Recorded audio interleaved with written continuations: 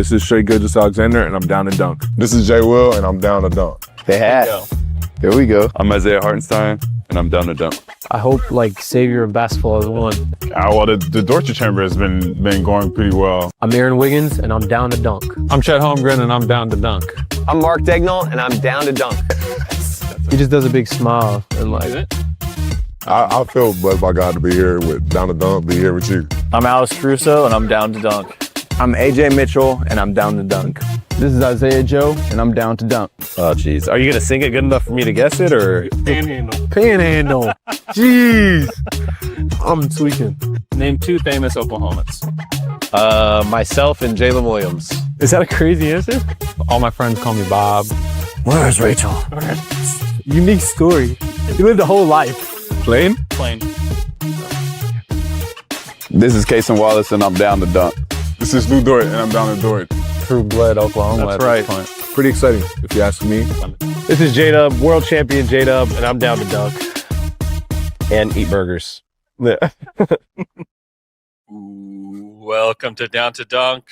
I'm your host, Andrew Schlecht. We're part of the Athletic Podcast Network. With me, actually, before I get to my good friend, Michele Berra, I want to talk about 2 other friends of mine. Aaron Drew Reese of Shelter Insurance. Give him a call or text today, 405-478-7714 or 405-773-3500 today. I actually saw Aaron Reese this morning.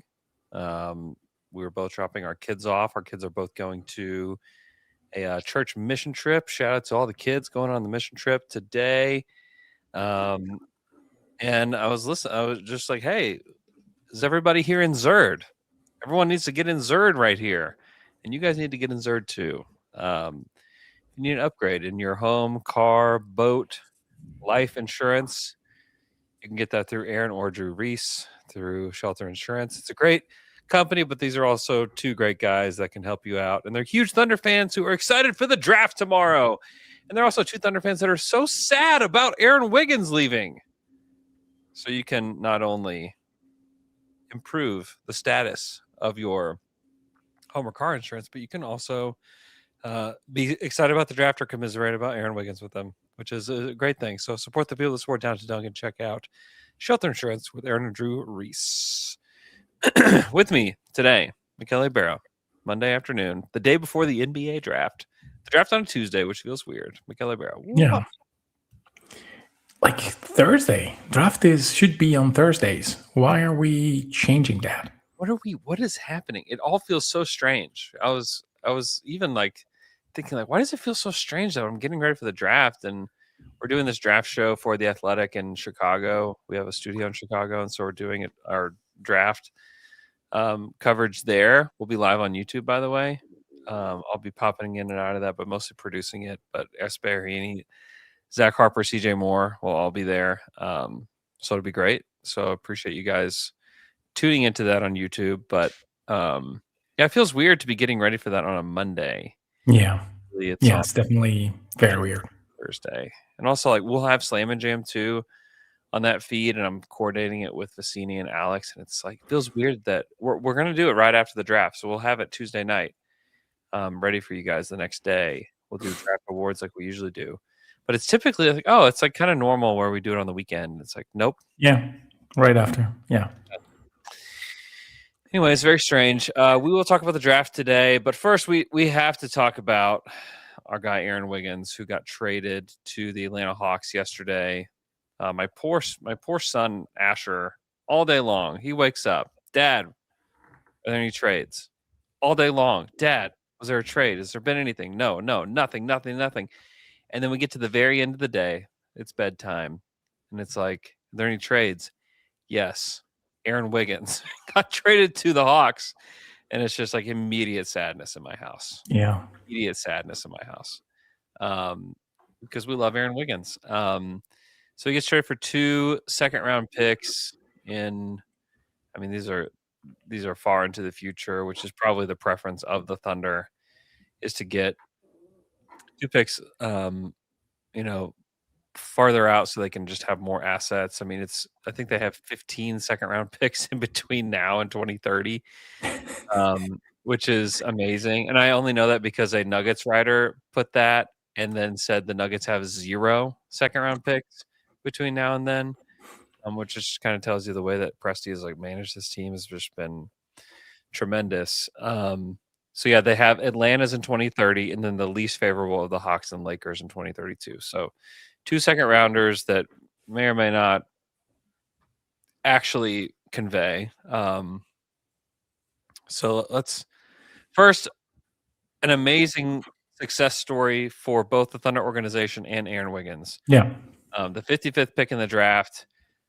He was the last guy of that 21 draft to still be on the team. Now the Thunder don't have any of those guys left from the 21 draft, but he was the final guy from the 21 draft, won the championship with the Thunder, a pivotal player for them in the run too. He scored like points in the finals in multiple games. Yeah. I mean, he was legit points. He was tremendous for them in so many ways. And then a tremendous locker room guy. I don't know that I saw many people make Shea laugh in the locker room like Aaron Wiggins did. And he will obviously be very missed amongst the team, but you know, he was really easy to talk to. I mean, he's a guy that I could talk to I talked to him about just about anything. He's a guy who on Mother's Day, I mean, he's been very supportive of me and my family on Mother's Day. He sent flowers to our house to like show support to Amy during this time. He is, you know, every time I see him, he's always asking about my family. He's always telling me that he's praying for me. He's become a friend and a guy that I'll really miss for sure. But at the same time, I think it's a really good opportunity for him. I think it's a really good opportunity for Wiggs to go to a team where he can certainly play. When you start to factor in the draft picks, let's say that they, instead of trading Wiggs, they trade Isaiah Joe and Kenrich Williams and Dort, and they trade those three. But you bring in, like, if you did get like Dalen Swain and you got Morez Johnson, you got all these guys, there may not be a spot for Aaron Wiggins to go. And so I feel like sending him to the Hawks, who I feel like he fits the Hawks the way that they play really well. It's not, there's not like one guy that's just like hogging the ball the whole time. They can move the ball. Wiggs can like be a contributor on a team like that in a pretty big way. So I think it's a really good opportunity for him. It's also closer to home. His family's in North Carolina. And so like it's easier for his family to get down to Atlanta for sure. And then I think Quinn Snyder's going to do great. But yeah, it's sad. I mean, you think about his legendary speech after they won the title as just great. I was talking to Brett Dawson on the Dream Team earlier, and he talked about how they should like find a way to commemorate that speech somehow in the new arena, like have it like on a plaque somewhere, or like, like to me, it was like one of like the moments, and it was kind of unexpected. And even look at like the faces of his teammates, how unexpected it felt. But I will say that like he'll be very missed by so many, and it's sad. It feels sad. It feels very sad to see Aaron Wiggins leave the Thunder organization, but we all wish him well. We all hope that he has a ton of success in Atlanta, and I frankly think that he will. I think that he's going to have a great year with Atlanta, and kind of reestablish himself as like one of the better bench scorers in the league. Yeah, I mean, I remember beginning of this year, we were very hyped about Wiggins. I mean, we were like projecting his production out of the playoffs, out of the finals. And I mean, this tells you how hard it is to make it in the league, to be constantly in rotations, to be constantly productive. And that opportunities may be there one day and may not be there like the day after. I mean, think about McCain in the games that he played against Phoenix. I mean, he wasn't even like a thought and then in the Lakers series, he goes and like blow these things apart, and he has a spot, like a regular spot in the conference finals against the Spurs. And those were Wiggins minutes. Those were points that Wiggins made against Denver and against Indiana last year. So, I mean, it's sad. It's also like part of the NBA. It's part of life as a as a player who every single day has to prove himself. The past is the past, and the present is the only thing that matters. So, I mean, I love Wicks. I think that he will be missed in the playoff, in the locker room, on the court. I mean, you can see the Thunder already this season, like drifting away from regular minutes. So, again, I'm not sure how it will change in terms of production, but for sure, I hope that now that Atlanta re-up with CJ and that there is like a young up-and-coming team, he can get like his 20, 22 minutes a night, getting back into shooting high percentage from three, which, by the way, was the issue this season. Yeah. I mean, Wiggs at one point in his career was like around 50%, and that touch is gone. For what reason? I have absolutely no clue. But I mean, these things tend to happen with players that maybe don't have as many opportunities as others. Yeah. I think it's true. I think it's going to be increasingly hard to play on this team too because of the depth. Like the depth is certainly a strength, but if you think about it, like mentally, even though Wiggins actually did a great job of this in the past, I don't know why it slipped, but it's difficult to like stay completely locked in, not knowing when you're going to play, how much you're going to play, what that looks like, and you get in, and it's like, okay, you got like 3 minutes to do something. You know, like it's really hard. It's really, really hard, and I think like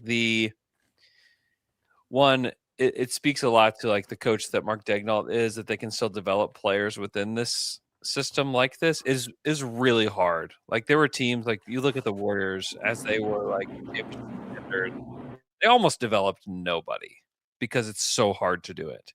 The Thunder they're still developing guys within the system, which is good, but you will see guys fall off and you will see guys need to move on.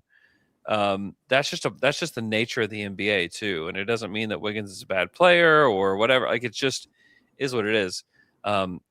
We do have a super chat from Teddy Hart 2913 says should have gotten a bit more for Wiggs, maybe an additional second, or maybe a future first swap in our favor. Anytime he got time, he showed that he was comfortable. He could comfortably score around 20 plus. Other teams had TPE to absorb him. So I'm glad you brought it up because this is a sentiment that is not abnormal. This is a sentiment that's being brought up a lot on Twitter. And so like I just want to kind of maybe try to explain like how I do actually think it was pretty good value for him. Oh yeah. Most teams, and like I understand like there were times that he played well. He did not play well really. I was talking to a friend this morning, like he was like after spring break, it felt like he didn't make anything. And like he looked back at it, and he's like 29% from three in March and April.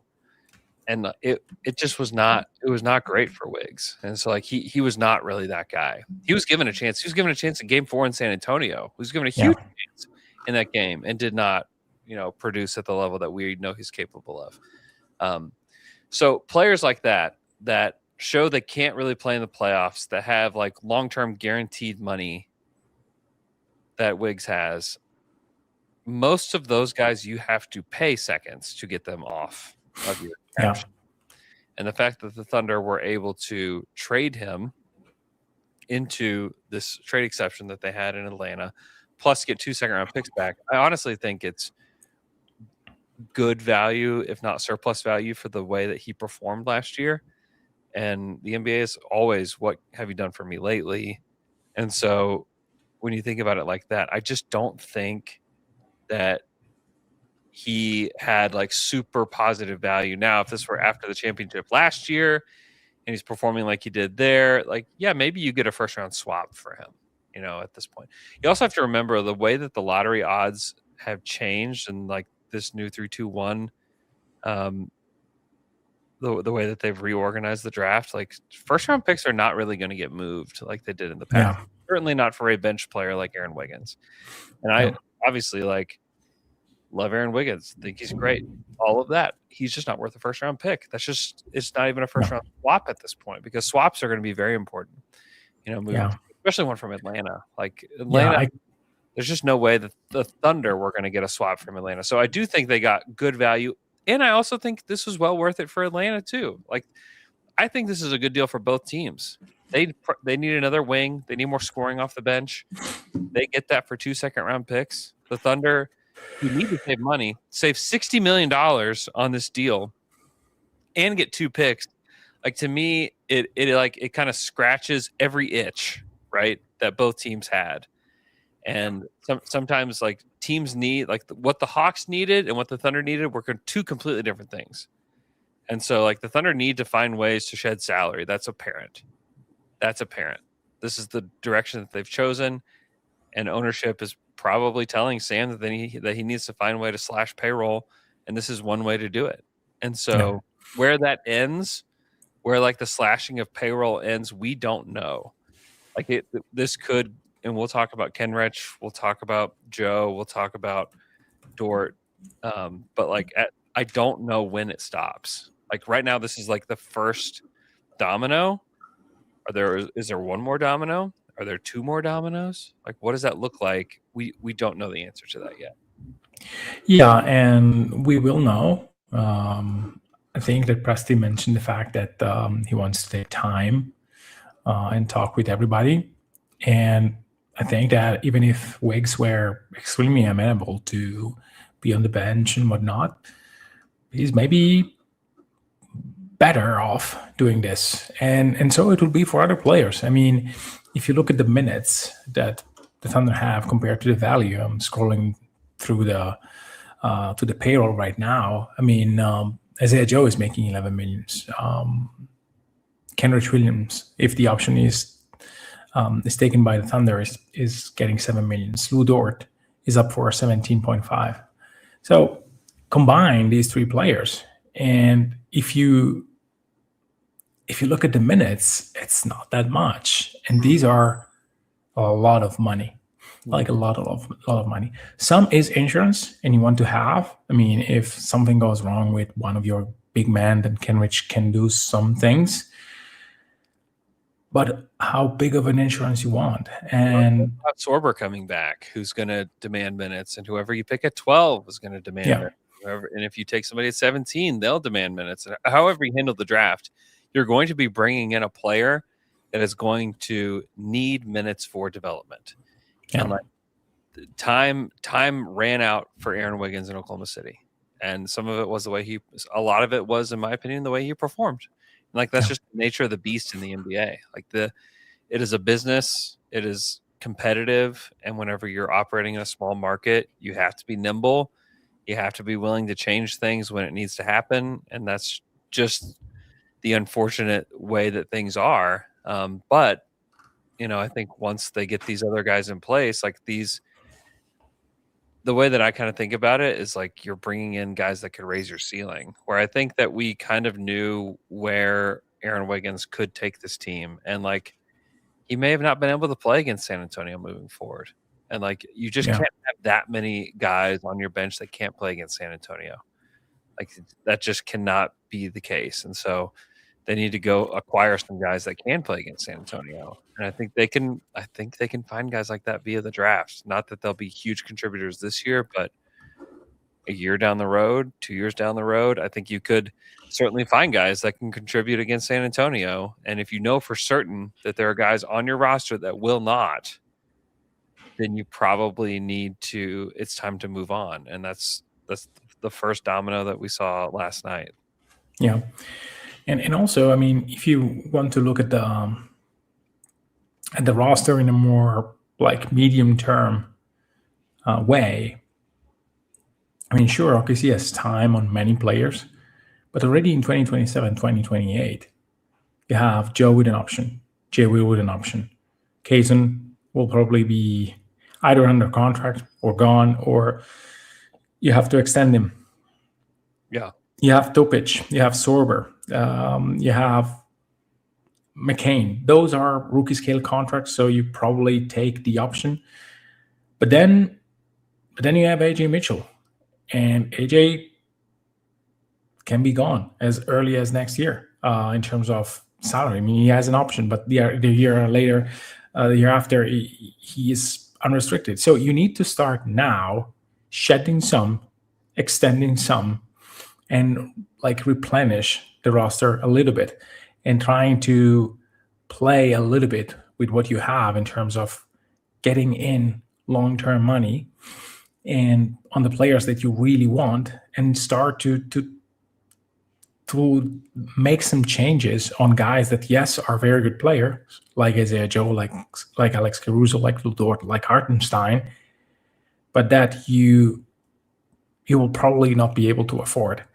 And this will project us in the draft and whatever they are going to do. I mean, if you look at the roster now and you bank on Hart, Jay Will, Sorber, and Chet being in Oklahoma City, then why getting a Mara or Moraz Johnson Jr. or Jaden Quintons?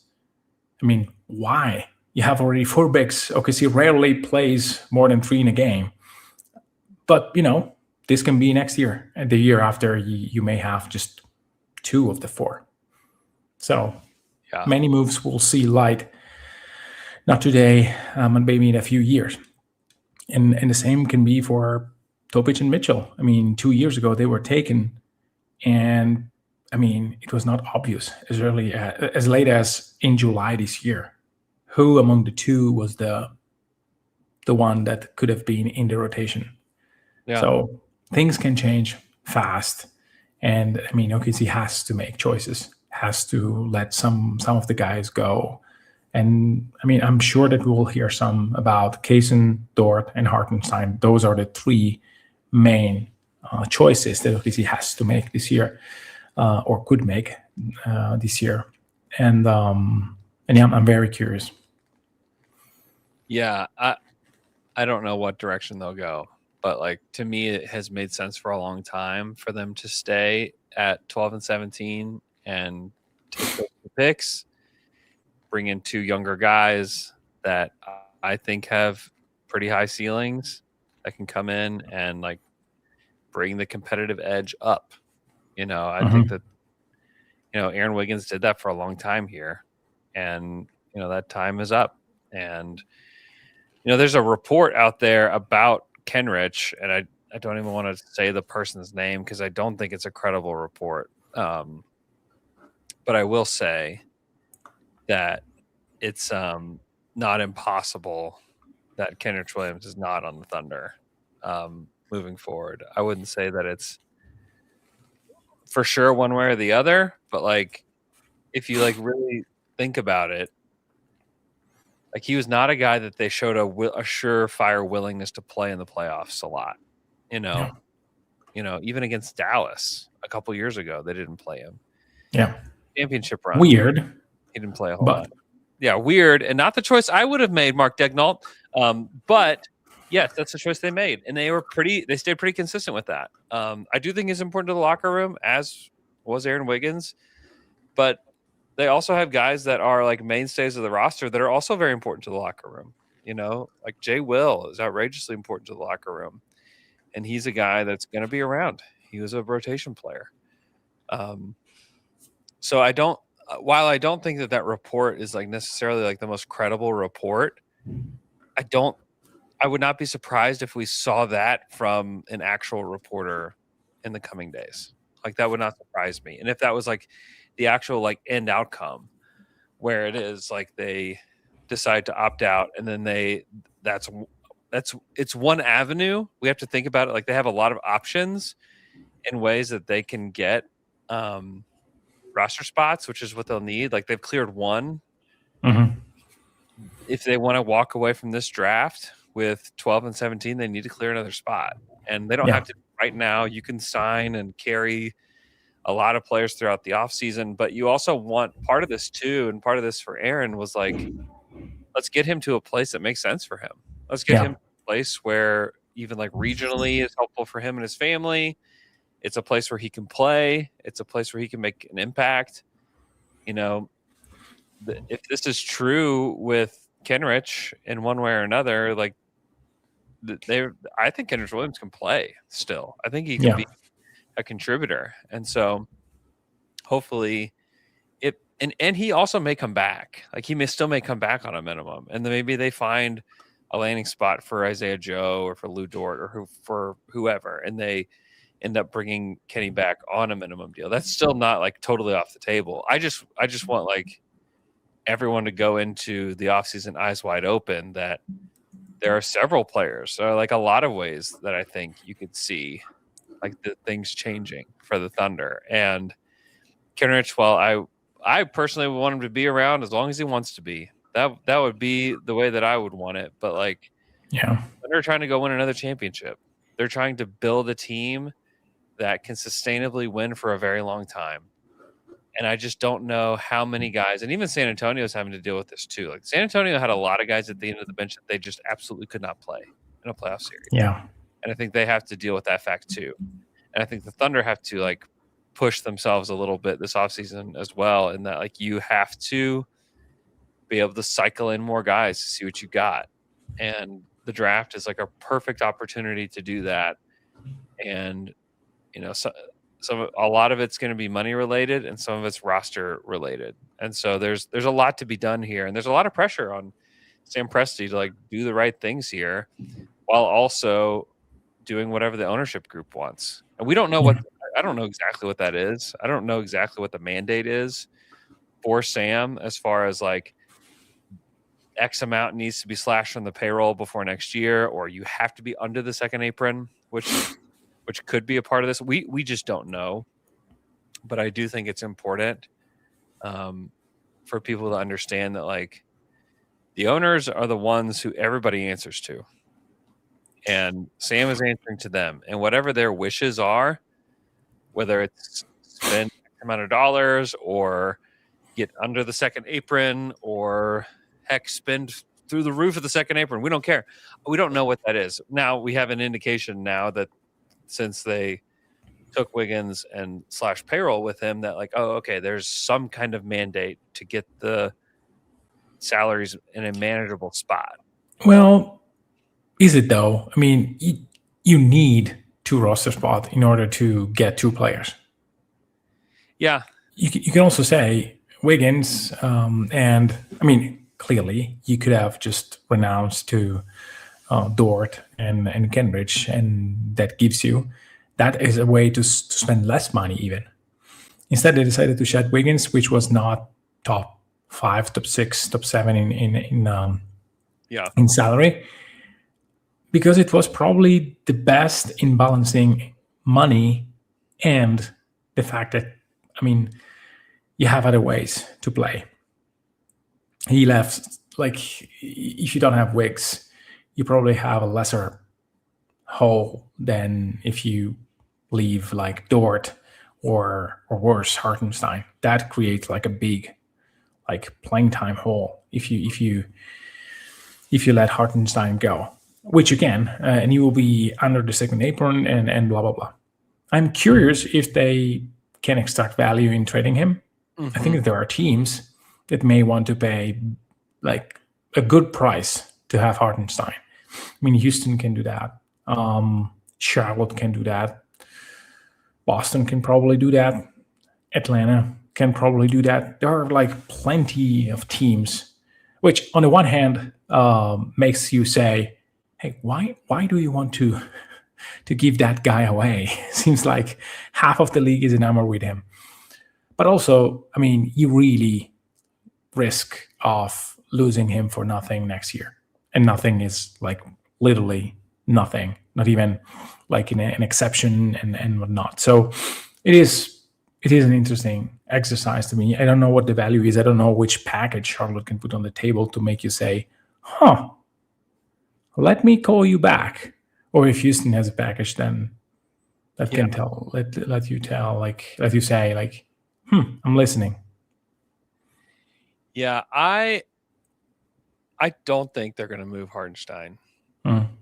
I kind of think he'll be around next year, and that they will make other moves to make the roster a little bit more palatable.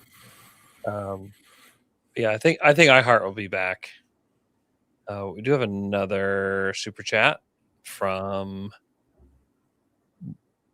Dinger's burner account. Is this realistic? Trade Joe 12-17 for 9, and then trade Dort to get back in the mid first round. Keep Dort if he signs under 15 million. If not, 2 firsts. I mean, I don't think a Dort nets you a first today.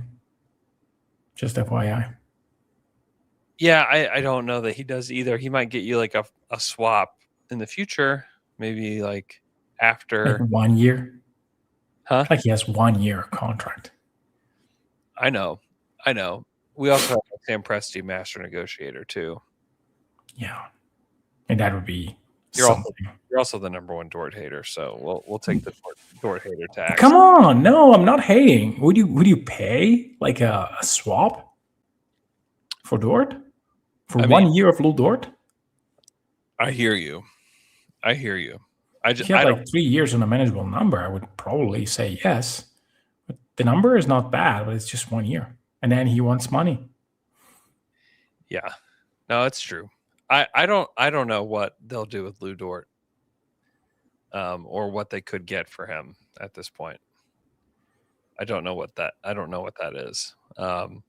As far as like Joe 12, 17 for 9, that just feels like too much.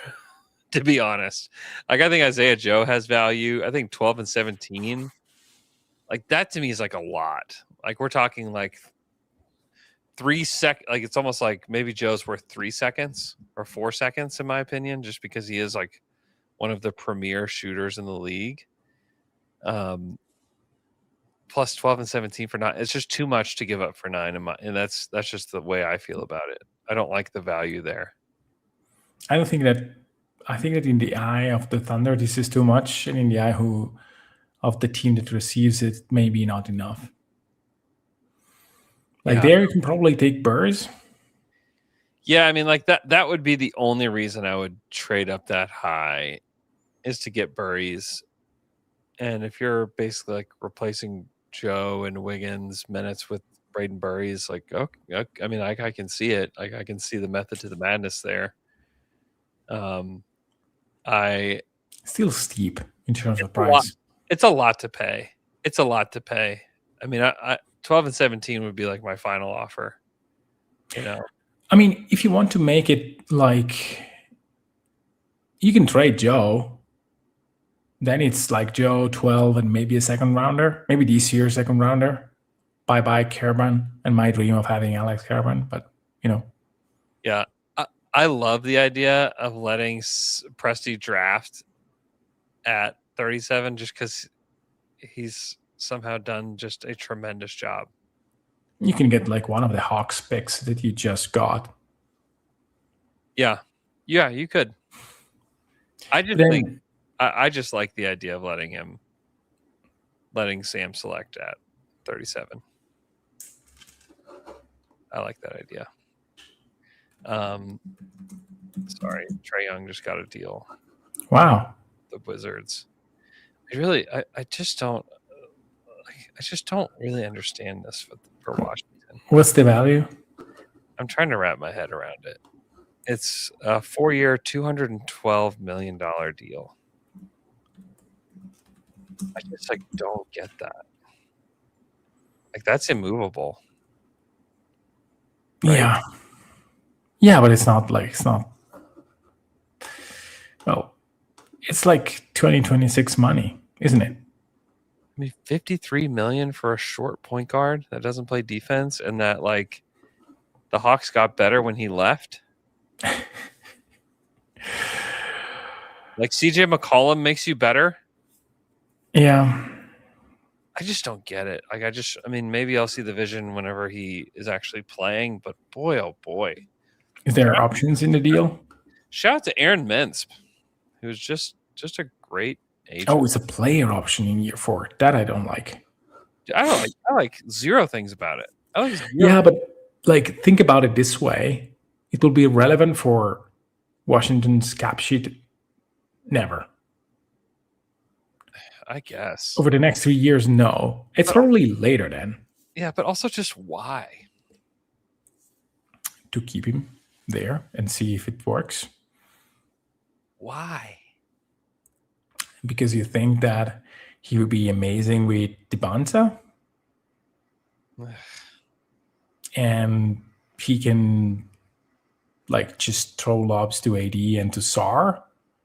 I have no idea. I mean, to me, these plans of like walking like forward and backwards at the same time, they don't work. I mean, look at San Antonio. I mean, they nailed their draft picks. Yeah. Was Fox necessary? No. No. No. Look at the Cavs. They had something. They pushed the chips. This takes us back to the era of don't push that button. Remember the whole don't Yeah, push the button I thing? vividly remember that. Talk about it all the time. Like, don't push the button. Don't get this guy. Don't get that guy. You have to be patient. And like some of this, okay, like the only way that I can like really get it is if like the Wizards are like, we can't be one of those bottom 3 teams. Again. We refuse to be one of the bottom 3 teams. Trae Young will at least help us to not be one of those teams. I just hate, I mean, the things that you hear about the kind of teammate he is would make me want to punt him to the moon and away from my developing franchise. Now, maybe being traded will help, but also like, hey, $53 million, I'm the man again, baby. Let's go. Yeah. It's a lot of money. It's a lot of money for Trae Young. Like, I just don't know if you can pay a small guard that doesn't defend, that has like not been competitive. Has it been 4 years since he's been competitive? Yeah, since he's run at MSG basically. Ugh, I don't know. That's just gross. Okay, let's get back. We have another question, and then we'll take a quick break. At Peter Johnson -football 1234. Been wanting to ask Michele and Andrew this: what if iHeart developed a 3-point shot like Brooke Lopez? It takes so much shooting touch to shoot his floater. Would that be something possible? I mean, he is certainly working on it. He is certainly working on that. It was a real thing he worked on in the offseason last year. I've asked Hart about it. He is such like a team guy that like he will only take those threes if he like feels outrageously confident in it. It wouldn't surprise me if he came back with a 3-point shot where he was like willing to try to shoot them this next year. That wouldn't surprise me. I would put it at like 30%. He'll 30?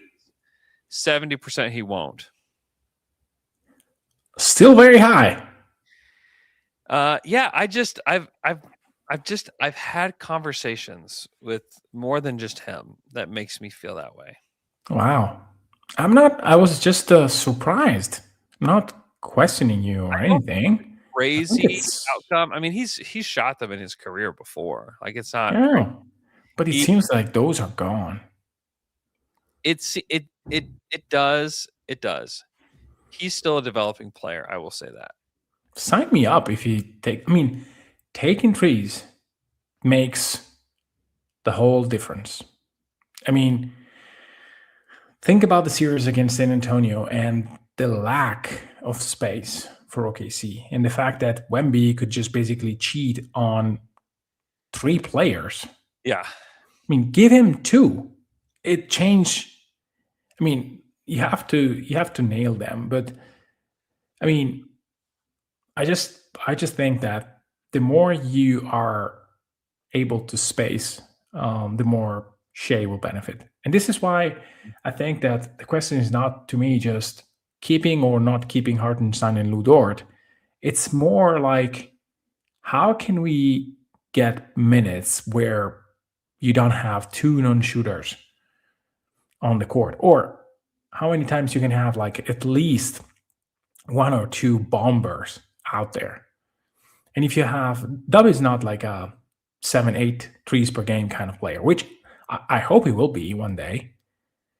Shea needs to take more. Shea needs to go back and take more. He needs to take pull-ups. Yeah. Yeah, he needs to find ways to take more. It may be by playing with AJ Mitchell and playing a little bit off the ball, but you need to have guys that bomb. And I mean, Hartenstein may not be a bomber for the next 2-3 years, but if he develops that, great. Sign me up. I mean, Yeah. I mean, I still think it's 70% that this does not happen, by the way. yeah, but it's still very, very high.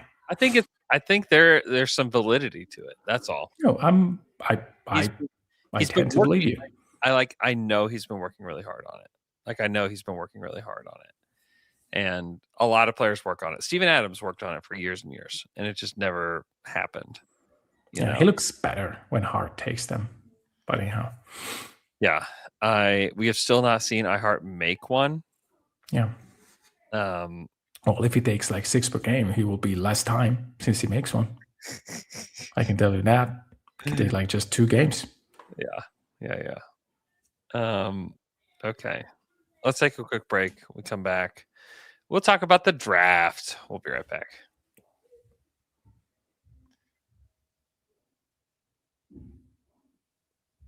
And we're back after that quick break. I want to tell you about my friends over at Ring Family Dentistry. Ring Family Dentistry takes a straightforward and honest approach to dental care. Doctors Phil and Brendan Ring believe in keeping what's healthy, fixing what's not, and only replacing what truly needs it. No pressure, no upselling, just clear explanations, thoughtful recommendations, and decisions that are always up to you. Ring Family Dentistry is a true family practice with a laid-back vibe, modern tech, and high-quality work, including same-day crowns, even for your front teeth, plus implants, bridges, root canals, and clear aligner therapy, all offered in-house. Call to schedule your appointment at 405-621-1555 or make an appointment online at ringfamilydentistry.com.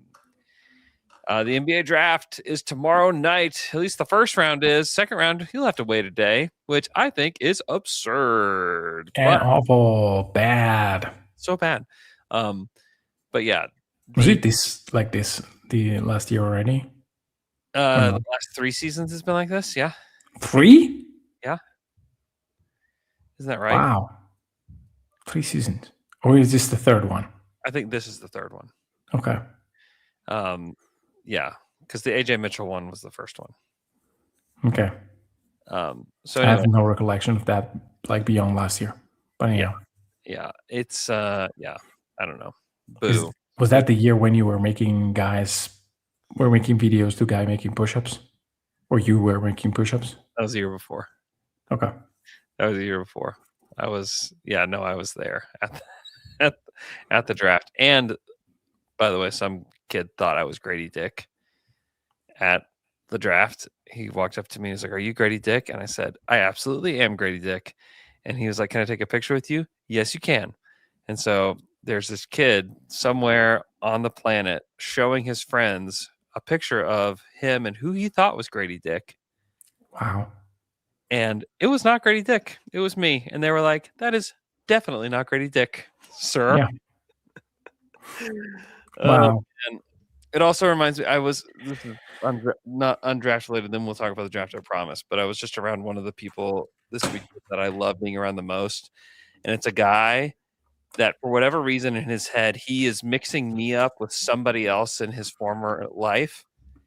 And he thinks that I used to weigh 300 pounds. And every time I see this guy, he makes me feel so good because he thinks that I look so good. And he still can't believe that I did it. And I just... so he doesn't know that this is not the truth? Nope. The truth? Nope. Oh, okay. He's convinced. Nope. He's convinced that I did. And every time he just gives me the biggest hug and he's just like, "I just can't believe you did it." Wow. And I'm just like... You don't say anything. I say, "I feel great." Okay. I feel great.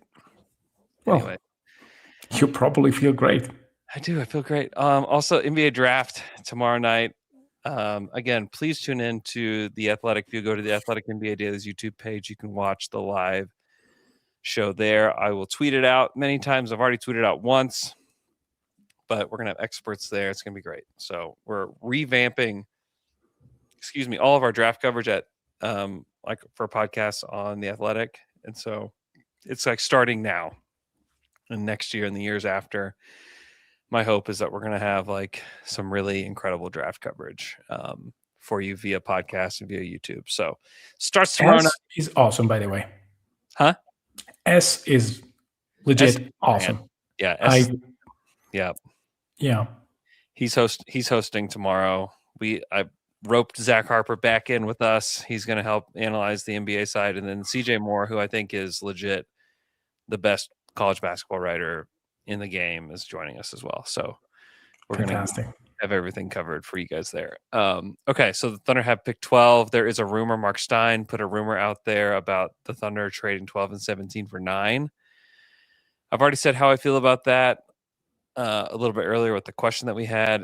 You have any other thoughts about that particular rumor? Is this something that you would want to see from the Thunder? Well, it depends who's there. I mean, I think that Burris is a guy that can be interesting for a trade like that, especially if you see that other teams are like, there is no way you get away with the 2 guys that you like. Maybe if the Hawks pivot and take Morez Johnson Jr. with the 8, then it's probably go time. I think that if Morez is there, notwithstanding what I said before about the big men, I think that you have a case to draft a guy like that because he's very good. Like, he's defensively is fantastic. I mean, the rebounds, the switchability, the fact that he may have touch, and if he's gone, then maybe you put a little bit of chips in for Burris or for him if you think that he doesn't go past either the Bucks or the Warriors, and you're really in love with Morez Johnson. So I think that these 2 guys may be good enough to trade up. Mm-hmm. Yeah, and also you take away the fact that you don't have to clear another roster spot, and you probably are a little bit less pushed to make another deal. Yeah, if to me, like, the only guys that I would want to move up to 9 for at this point are Morez Johnson and Braden Burries. Like, I would feel disappointed if it was a Daimara. I would feel disappointed if it was even for Jackson Lindeborg at this point. Like, I just don't know that he's worth moving up for. Almost anybody else I wouldn't really quite understand. Like, I don't really I would need to be maybe Keaton Wagler too. Is like the other guy. That's like the but he's likely going extremely higher. Extremely unlikely. Yeah, he's likely going higher. So I think that those are the ones that I'd like. Though, like, Burries and Mojo are guys that could fit in next year with this team. They're both 20 years old. They're guys that I think are physically in a place where they can play in the NBA. And they're like ready-made role players. Mojo as a defender is like ready. He's ready to go. Like, he's super strong. Yeah. He's built. He's already 250. Yeah. Have you seen the way in which he seals guys off offensively? Dude, he's like, he will help. Like, he will help next year. Like, whoever he plays with, he will help. Now, what does he do offensively? That's score. Like, he's a slasher. He's a guy that like he finds ways to score without having the basketball, which I think is also very helpful to this team. And then Burries is kind of the same, except for he can shoot it. So I do think that, like, both of those guys make a ton of sense. They could step in. I could see either one of those guys playing against San Antonio too, by the way, when we talk about that. Yeah, I think that this is very valid. And I think that maybe Burris will have a hard time staying on the court in a high-end playoff situation. I mean, he's a guy who tries defensively, and he's legit on that end. In college, I wonder. The shooting I really like. It's not the quickest, but he has like a very good shot. I mean, he's not Anderson or Sturz, but Anderson has like a fantastic shot, just a superb shot. It's just that he's very short. Yeah, he's short, and defensively, there's just not going to be a lot there. No. By the way, do you want to play a little game? I always want to play a little game. It's not like a stat based game. I mean, I was texting with my good friend Josh Morrison, who's a long time listener, and he texted me tonight. I learned about OKC drafting X guy, and I woke up basically in despair. What is your top 3 of nightmare scenario? Like guys that if OKC drafts with 12, he will wake up in the middle of the night questioning, what the heck? In a cold sweat. Yeah, you have to give me 3 names, and then I give you my 3 names. Nate Ament is at the top of that list, probably. Mm-hmm. Where it's just like, I don't see a path to that guy contributing right away. And not right away, no. It is like he's a lot like Oos in that he was like total basketball imagination. It's like you squint your eyes, not even squint your eyes, you just flat out close your eyes and you just imagine that player doing things that you've never seen them do before. And they're awesome because they're 6'10" and they can move good. That terrifies me. Adai Mara, I'm just like, I don't love the idea of drafting a guy in the lottery that I don't know is necessarily going to be a starter in the NBA. Yeah. He could be. He could be a starter. Like a good one? I don't know. He could start in Charlotte next year. Okay, let me rephrase. I don't like the idea of bringing on a guy that in the first round, certainly in the top 12, that I don't think could be a like Isaiah Hartenstein level starter. That's a tall task. It is. Moraes is not going to be Hartenstein in year 1. Well, not. I'm not asking for them to be that in year 1, but I'm just asking for them to be that within 4 or 5 years. Yeah, Mara can be that, but it's not like I would not bet my life on it. He's a good passer. He's vertical enough. I mean, sure, it can go wrong. He's just really tall. He's really tall, and he just plays really short spurts. Yeah, don't worry about that. Okay. And at that point, you're drafting like a bench big man, and I just don't love the idea of doing that, especially when I don't feel like the upside is necessarily there. And I could, and this is like the caveat with everything in the draft. I could be dead wrong about that. I could be dead wrong about everything. I could be dead wrong about Merez being a good player. I may be wrong about Braden Burry on the play next year. Like I could be dead wrong about all of these things. Yeah, and Merez seems like such a hard worker and bruiser that I know. I love him. I don't think that he will be bad. I think that he may not be a high-end starter necessarily, but he will play for a long time in the league, like a long time. Yeah, I that's the way that I feel. Certainly, Mara. I just don't know that he is defensively as elite as he would need to be, and then offensively he's pretty good, but I just don't know outside of the passing how like everything works in the NBA. Like I just feel like he gets knocked off his spot too easily. Yeah. And he's a junior. It's not like he's like some like 7'4" freshman who like gets knocked off. He's a guy 22, yeah. He's played 3 years of college basketball. So like I just have a hard time with him. And so like, he's definitely on my list of guys that I think are possible that they take, or at least guys that are rumored for the Thunder to be interested. And then like the next guy's Karim Lopez for sure. It's like, oh my gosh, please no. I will. If they take Karim Lopez either at 12 or 17, you will hear me just like flip on the live stream for The Athletic, and you will hear me in the back, or you might see me running to the table where those guys are at and screaming no, because that's how I will feel if they draft Karim Lopez. That seems like something that may happen, but also doesn't have, like, I don't know. It feels like so unnecessary. Yeah. Both him and Graves are like both guys that like that people like, and I watch them, and I just can't get there. Like I can't get myself there. It could be a me problem. but I just cannot get myself there with Krim Lopez or Alan Graves at all. Yeah, Graves scares me. Because if you look at the analytics, you say, "Oh boy." Then you watch the tape and say, "Oh, this is not what I thought it would look like. Yeah.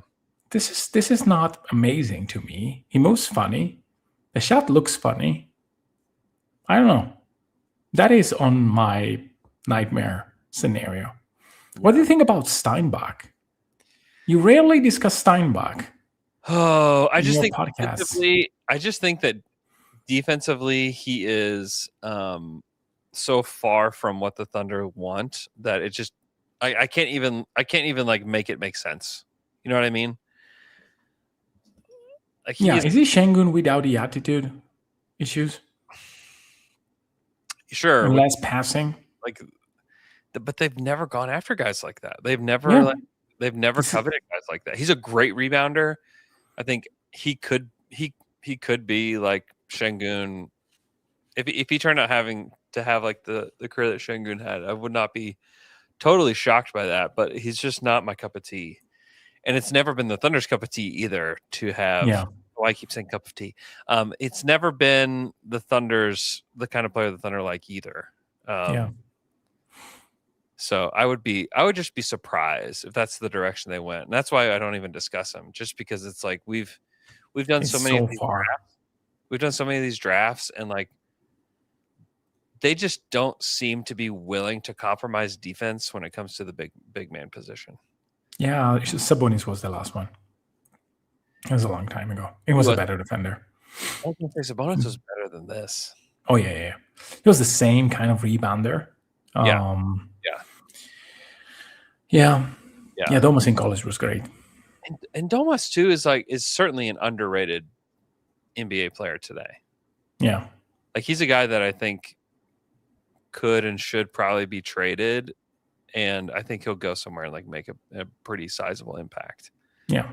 On a team. So I think I still kind of like Sabonis more than most do. I think he's not as bad as Şengün is defensively, or as bad as like Vooch defensively. Yeah, he's not healthy, and he's in a bad spot in terms of really a bad NBA spot in general. It's the worst. It's one of the worst spots you can be in. Okay, so who are your guys? Who are your wake up in a cold sweat screaming? I mean, two you have Lopez and Graves. Mara doesn't give me sweats. I would be a little bit displeased because, again, I think that if you want to draft a big, Morez is much better, in my opinion. I mean, I don't know. I mean, sure, but I mean, they already tried that, right? They tried that a couple of years ago. It didn't work. So, yeah. Maybe Steinbach a little bit. Also, I would be a little. I kind of like Steinbach. I think I might like him a little bit more than Mara, and maybe I'm just crazy for thinking that. But like, just as like a holistic player, I just kind of like what Steinbach brings a little bit more. Have you seen him trying to just play drop defense? He's a horrific defender. Yeah. It is. Yeah. It's really, he's also a freshman. He's also a true freshman. Whereas like I'm willing to give true freshmen a little bit more of a pass than I am guys that are juniors. Like those, if you're a junior, like, you should be good. Like you really should be good. And you should have more skills. Have you seen Sturts playing point of attack defense? I love that guy, but defensively, like I have a hard time seeing the Thunder take somebody like that because, like, even I don't know, they just haven't brought in a guy that is that poor of a defender on the perimeter yet. But like he would be like TJ McConnell with a shot for Indiana next year. He could be that.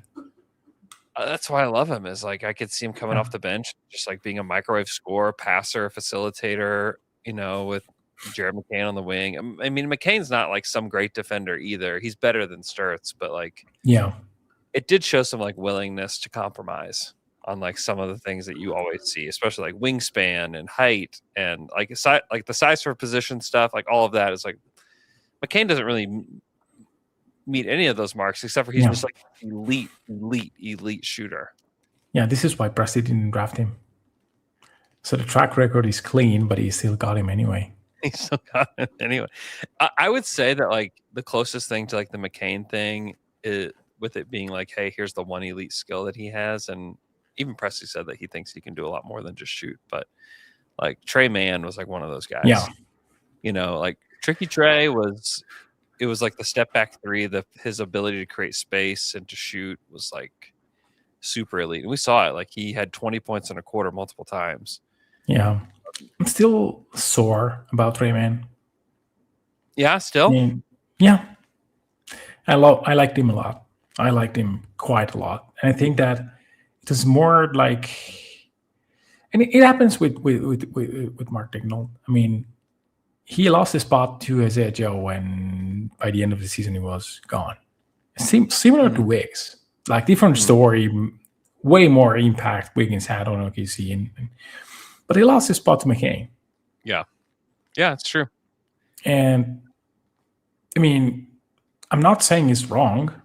I'm saying like probably Joe had a better impact on a winning team that what Mann could have gotten. Yeah, it's true. Like Trey is like he has way more like skill and athleticism, all these things that like Isaiah Joe didn't have. But the thing about the NBA, especially when you're a role player, it's less about like your all around game, because most of the guys that are coming off the bench, their all around games aren't good enough to like play. It's like, where are your elite skills? And like Isaiah Joe's elite shooting was just much higher. And the same for McCain. Like McCain has a truly elite skill. Yeah. And it is going to impact the Thunder for a while, I would say. And so like the Thunder are looking for guys that have elite skills. And that's why I just can't stop thinking about Mojo on this team. I think that he's going to be a guy that's going to contribute at a high level defensively. And also like there were ties to like Colin Murray Boyles, and like he's different offensively than Murray Boyles was. Murray Boyles is more of a passer. Yeah. But like when you think about defensive impact, like he's a little CMB pilled. So yeah, I do like that about him, and I think that he kind of scratches that itch for the Thunder. I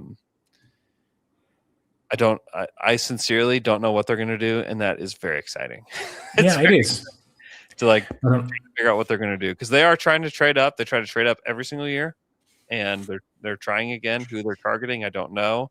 Like I said, Merez Johnson, Mojo, or Braden Burries are like the two guys that I would want them to trade up for. They seem the most thundery to me. Mm-hmm. And then we haven't really talked a ton about Dalen Swain, but I think Swain, we talked last week, but like I think Swain is pretty thundery. That's Derek Parker's guy. Derek puts in so much work, and I really trust the work that he does. And so I'm also a supporter of Dalen Swain. So yeah, he didn't take too many threes, but the shot motion looks okay to me. Yeah. I would be surprised if he maybe. And again, it's not about just shooting; it's about being champagne shooting in the playoffs. Yeah. If you are a role player, you need to let it fly. Yeah. And I don't know about that, but also he's a guy that knows how to play. He's a very good rebounder for his size. So I think that if you get a wing, that's already doing something. Yeah. Is it a little bit rich maybe at 12? Yeah, I agree. I mean, if we're talking dream scenario, why? Yeah, okay, go. You said it anyway, so it's too late. It's Merez and Swain. Like that's the dream scenario in my opinion. That's a good draft. If you add a 6'10", like 4'5", that's switchable, and I mean, Sam Vecini says he's got like Bam Adebayo level defense. Yeah. Like you add that plus Dalen Swain, who I think is like another like live dribble ball creator on the wing, who's 6'7", who I think can do a little bit of everything. Like if that's what you add to this roster, you're raising the ceiling quite a bit, and you're adding two guys that could potentially be contributors against San Antonio, or against the Knicks, or against the Nuggets, or whoever else that you want to talk about. Like they also just like give you a different flavor, like for the Yeah. Thunder. So to Yeah, me, and get a guy who has like a 64% true shooting without like nailing too many trees. That is a special player offensively. yeah, I would be very excited about either Yeah. one of those guys. Okay, so let's answer a couple more. We have 2 more super chats, and then we'll get out of here. First one is from Michael Roth, 7804. What do you think about Presti's history of drafting forwards? I think that's been one blind spot, but it's something you guys have ever thought about? I mean, he has drafted forwards. Oos was a guy that he drafted. Obviously, that did not work out. Poku. He did draft Kevin Durant. That was the very first player he ever drafted. Well, that doesn't count. He drafted Jeff Green. That counts. He has drafted forwards. If we're talking about like in recent Thunder history, if we're talking about the draft, he's not drafted a ton of forwards. I think like Jay Will is more forwardy than century at the time, and I think he's evolved as the player that he is. And Dylan Jones was probably more of a forward, and he drafted 26. That didn't work out. Keontae Johnson drafted 50th as a forward. Jeremiah Robinson Earl. Perry Jones is a forward. Aaron Wiggins is a forward. That worked. Vít Krejci at 37. That's a good pick. Yeah. Darius Baisley at 23. That's a forward for sure. He's drafted quite a few forwards. It just hasn't felt like it because it hasn't really happened in recent years. He's drafted a lot of guards.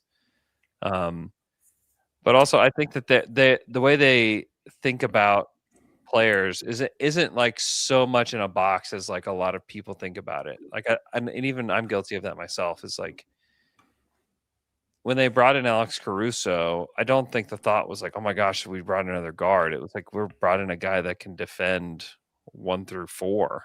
Yeah. And it turned out they actually brought in a guy that defends 1 through 5.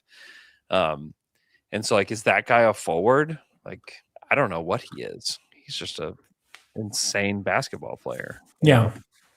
I think that if you look at the value, which may be part of Michael's question, sure, they didn't except for KD, who's an all-famer, and I mean, you have like some of the picks that are working. Like J-Dub is a forward, I would say. He's not a guard. So you have highs, you have a lot of lows. So yeah, it happens in the draft. I don't think that he's particularly bad at drafting forwards. I think that where he was picking, I mean, you can say that not always there was like great players to get. I mean, for example, in the Şengün trade, yes, there was Trey Murphy there. Yeah. That is probably one where I still feel it, but Yeah. Well, I know you do. There is no way to know if next year you draft like Chet and J-Dub, and I would much rather deal Şengün and have the certainty of getting Chet and J-Will and J-Dub and J-Will. Yeah. He was definitely willing to take swings on guys that were probably like low percentage outcomes. And a lot of those guys were forwards. And many franchises do. I mean, Dijon Salon is like similar story. Yeah. I think that, I mean, he's not averse to drafting forwards. I don't think that's a thing, but it hasn't happened a lot in recent years. But it feels like maybe this is the year where you break that trend a little bit. So, but we'll see. We don't know. I really don't know. And I would be very leery about anybody who thinks they know. I'd be very, very leery about that because Sam Presti, like they get to the point in the draft where the Thunder are, and the news stops, the reporting stops. Why? Because nobody knows. That's why it stops. Is that nobody knows, and so I would be extremely leery of the people that are acting like they know, because right now there's so much crap out there with regards to reporting. This is like the grab bag time of year where like numbers for people in our industry is like, you can do a lot of numbers with the draft and it can be great. but there are so many people that are just grabbing for clicks and listens and all of that right now by putting info out there, and a lot of it's bad, and a lot of it's not accurate. And if you think you're reading stuff about the Thunder, I would just be really cautious about like what you believe about all of that, because the Thunder are extremely guarded with their information around the draft, and for good reason. Like they have been one of the best teams, and they've done a good job of keeping things quiet. Like if they had let everybody know how much they love J-Dub at the draft, you don't think other GMs would be like, wait, we need to take another look at J-Dub? Yeah, he would be gone. It was completely silent. Okay, last question. Mike Steinkraus, 9773. Do you think Chet is working on quickening and raising the release point of his three-point shot? Yes, I do. Yes. I think it's a very, very obvious thing that he needs to improve at. And I do think, that he is working on that. He's had a better release point. He's had a better, like, faster release in his career. Like, that is a thing. And it's something that has to be worked on. It just has to be. Like, straight up has to be. If you take that out of his game, he's a much less effective player. He knows this. The staff knows this. The shooting coaches know this. Mark Daigneault knows this. Sam Presti knows this. Everybody knows this. So, yes, I do think that is like an emphasis for the offseason. What that looks like, I don't know. We're talking about human beings that are complicated in so many ways. And whether or not he actually, does this, I don't know. I don't know the answer to that. But will he work on it? Like, if you ask yourself the question about Chet Holmgren, will he work on X? The answer is yes. The answer is almost always yes. Yeah. He loves this game. He loves improving. He wants to continue. He wants to be a champion again. He knows where his deficiencies are. He's a fierce competitor. I don't feel worried about Chet Holmgren. I'll say that. Yeah, same. I have memories of him bombing against Golden State in Game 30 of his NBA career. We did. I want him back at that level. I think that he has possible. I mean, he was doing that against the Lakers. I know he was. He was great. I think he will be back. I have no doubts. He needs like more of a point guard that plays with him. He needs probably more touches anyway. And I mean, there are avenues to do that. Yeah. I truly believe that is something that will come back quickly. And the point will be, hey, Chet needs to take 6 threes a game, every single game. Yeah. I don't care about how it goes. He needs to let them up and see, and then we'll see at the end of the season where we land. But let's put the work in now. Do not disagree with that. Okay. We will be back with a post-draft pod. I'll probably be in Chicago. It may be late tomorrow night, but we will get to a draft night pod. Again, please tune in to the Athletic NBA Daily's YouTube stream for that show. I really am genuinely so excited about it. I'm excited about the guys that we have in place to kind of walk you guys through the draft. It's going to be really fun. If you guys will tune in, it will mean a ton to me. So please just have that on in the background. And even if you just have it on and put it on mute, you know what? Still does the same job. But you should listen to it because I think it'll help you guys, kind of walk your way through the draft. So if you guys would tune in to that, I hope everybody's having an awesome Monday. And we will talk to you guys again tomorrow night. Until the dawn, until the dawn.